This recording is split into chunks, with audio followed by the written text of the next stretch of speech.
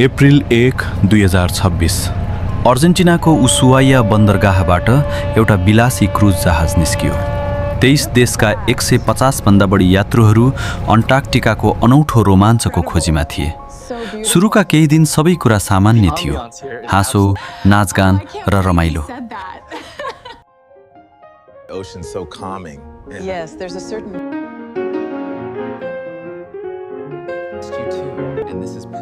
तर कसैलाई थाहा थिएन विलासिताको यो यात्रा एउटा रहस्यमय चिहानमा परिणत हुँदैछ। 5औं दिन एक 70 वर्षीय डच नागरिकलाई अचानक ज्वरो आयो। जहाजको डाक्टरले सामान्य ठाने, तर केही दिनमै उनी सास फेर्न तडपिन लागेका थिए। 11 अप्रिल जहाजमै उनको मृत्यु भएको थियो। आफ्ना पतिको मृत शरीर लिएर शोकाकुल पत्नीले बीचमै यात्रा टुङ्ग्याइन्। पतिको शवलाई स्वदेश फर्काउन उनी दक्षिण अफ्रिका हुँदै उड्ने विमानमा चढिन्। तर रहस्य तब गहिरियो जब अर्को दिन दक्षिण अफ्रिकाको विमानस्थलमै उनी अचानक ढलिन् र प्राण त्यागिन्। जहाजका अन्य यात्रुहरू पनि एकपछि अर्को गर्दै बिरामी पर्न लागेका थिए। विश्व स्वास्थ्य सङ्गठनमा आपतकालीन खबर पुगेको थियो। परीक्षणको नतिजाले सबैको होस उडाएको थियो। त्यो कुनै सामान्य ज्वरो थिएन, त्यो थियो हन्ता भाइरस। तपाईँ सोचिरहनु भएको होला, यो रहस्यमय रोग बीच समुद्रमा कहाँबाट आयो? जवाफ उसुवाइयाको एउटा ल्यान्डफिल र बर्ड वाचिङ टुरमा लुकेको थियो। त्यो डच दम्पति अन्जानमै मुसाहरूको वासस्थान नजिक पुगेका थिए। एउटा सानो तर घातक जीव जसको पिसाब र दिशाबाट निस्कने भाइरस हावामा मिसिएको थियो। उनीहरूले त्यो हावा श्वासमा लिए, जहाज चढे र आफूसँग एउटा अदृश्य हत्यारा लिएर आए। कल्पना गर्नुहोस्, तपाईँ बीच समुद्रमा हुनुहुन्छ। सुरुमा सामान्य थकान महसुस हुन्छ, तर रात पर्दै जाँदा तपाईँको आफ्नै फोक्सोमा पानी भरिन थाल्छ। सास फेर्न मुस्किल हुन्छ, शरीर चिसो पर्छ, आँखामा मृत्युको डर छल्किन्छ। जहाजका डाक्टरहरू असहाय थिए, किनकि यो एन्डेस स्ट्रेन थियो, हन्ता भाइरसको एक मात्र यस्तो प्रजाति जुन संक्रमित व्यक्तिको सास वा हावाको माध्यमबाट अर्को स्वस्थ मानिसमा सर्न सक्थ्यो।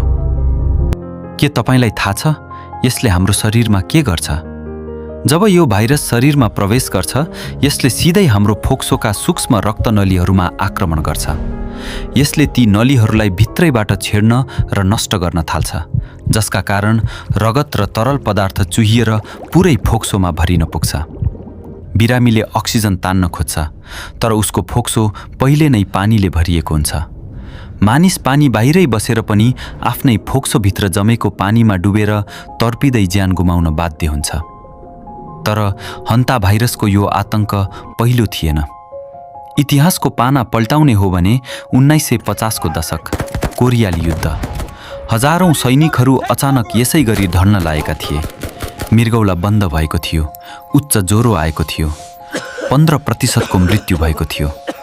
वैज्ञानिकहरूलाई यो हन्तान नदी भाइरस पत्ता लगाउन पुरै 30 वर्ष लागेको थियो। फेरि 1993 मा अमेरिकी नाभाजो राष्ट्रमा 10 जना स्वस्थ युवाहरूको रहस्यमय तरिकाले मृत्यु भएको थियो। कारण एल्लिनोको भारी वर्षा र रातारात बढेको मुसाको जनसङ्ख्या। अब फर्कौं 2026 को त्यो श्रापित जहाजमा। अप्रिल 24 जहाज सेन्ट हेलेना टापुमा पुग्दा भित्र लासहरू थिए। संक्रमण द्रुत गतिमा फैलिरहेको थियो। 10 जना संक्रमित, 3 जनाको मृत्यु। 50% को भयानक मृत्युदर भएको यो भाइरस बोकेको जहाजलाई विभिन्न देशहरूले आफ्नो बन्दरगाहमा पस्न दिएनन्। यात्रुहरू बीच समुद्रमा कैद थिए। अन्ततः स्पेनको क्यानरी टापुले जहाजलाई शरण दिएको थियो, तर तबसम्म आतंक फैलिसकेको थियो। अब सबैभन्दा भयानक सत्य, के यसको कुनै औषधि छ? सुन्दा तपाईको मुटु काप्न सक्छ, तर हन्ता भाइरसको कुनै सटिक औषधि वा खोप अहिलेसम्म बनेको छैन। यदि संक्रमण भयो भने बिरामीलाई आइसियुमा राखेर अक्सिजन र भेन्टिलेटरको सहारा दिनुबाहेक डाक्टरहरूसँग अर्को विकल्प हुँदैन।